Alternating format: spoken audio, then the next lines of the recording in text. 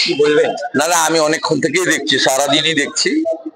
আমি কথাও বলেছি প্রায় অনেক মানুষের সঙ্গে। আপনারা কলকাতায় বসে আঁচ পাচ্ছেন না, একটা ভয়াবহ অত্যাচার। রেশন বন্ধ, জল বন্ধ, ইলেকট্রিক বন্ধ, দোকানে তালা লাগানো। আমি নিজেই তো ১,৫০০ কমপ্লেন মানে পেয়ে গেলাম।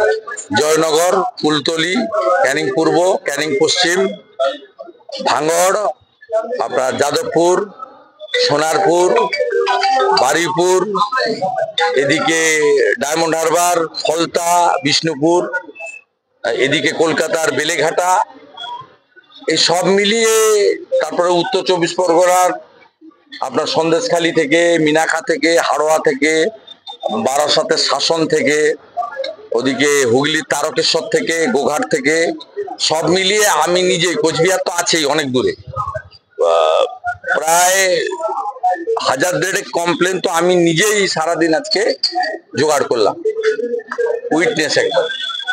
এবং অত্যন্ত নিষ্ঠুরভাবে, নির্মমভাবে এবারে অত্যাচারটা করা হচ্ছে পরিকল্পিতভাবে, যাতে বুথ স্তরে ভবিষ্যতে কোনো বিরোধী দল না থাকতে পারে।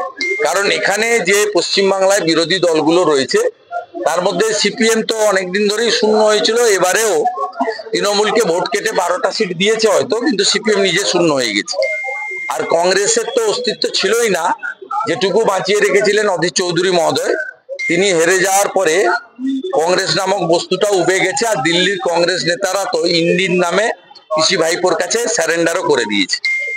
তাই এখানে মূল বিরোধী দল ভারতীয় জনতা পার্টি, ভোটেও প্রমাণ হয়েছে।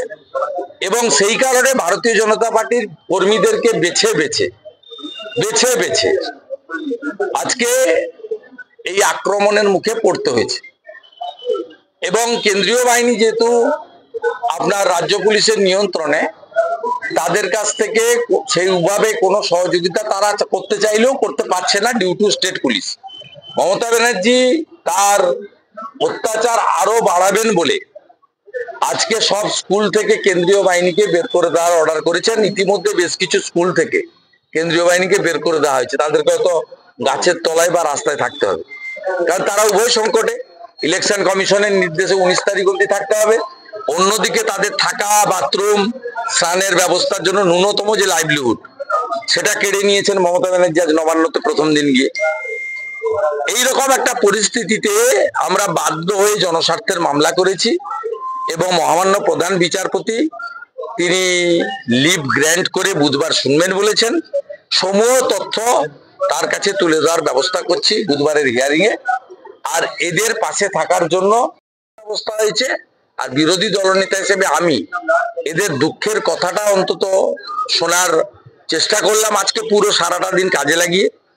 আর এদের লাইভলিহুডের জন্য মানে অন্তত ব্রাশ পেস্ট, একটু মুড়ি চানাচুর, একটু মানে ঘুমানোর জন্য একটা শতরঞ্চ, মিনিমাম একটু বেঁচে থাকার জন্য যে ন্যূনতম যা দরকার সেগুলো করা। এ তো কুলতলির একজন কানতে কানতে বললেন যে ছেলে বুথ সভাপতি, ছেলেকে মেরেছে, নাতি বাঁচাতে গেছিল হাত ফ্র্যাকচার কলকাতায়, আমি চলে এসেছি 14 বছরের মেয়েকে রেখে।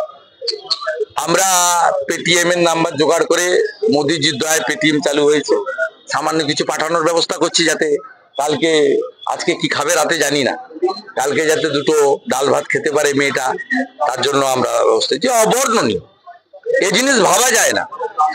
আর ভোট দিতে পারেনি তো অসংখ্য লোক, লক্ষ লক্ষ লোক ভোট দিতে পারেনি, লক্ষ লক্ষ লোক। বুথ সুরক্ষিত ছিল, গ্রাম অরক্ষিত ছিল। বুথ সুরক্ষিত ছিল, গ্রামে হানাদাররা ছিল। এই লড়াই থামার লড়াই নয়।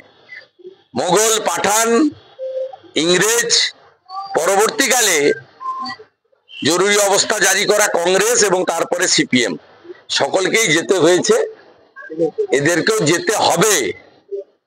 Time will speak. এই ঘর ছাড়া মানুষরা কতদিনে নিজেদের বাড়িতে পৌঁছতে পারবে? আমি জানি না, এটা রাজ্যের পুলিশ মন্ত্রী, মুখ্যমন্ত্রী মমতা ব্যানার্জি বলতে পারবে।